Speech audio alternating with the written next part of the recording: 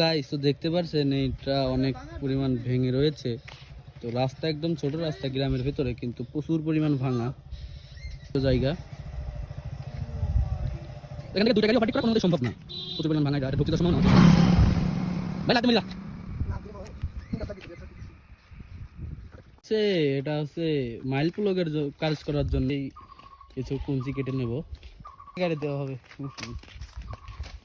তো এই যে বাচ্চারা সেই জায়গা, তো আমাদের ব্যাগে সবসময় হাঁস ও কাশি থাকে, তো আমরা এই জায়গার থেকে কিছু কুঞ্চি সংগ্রহ করবো।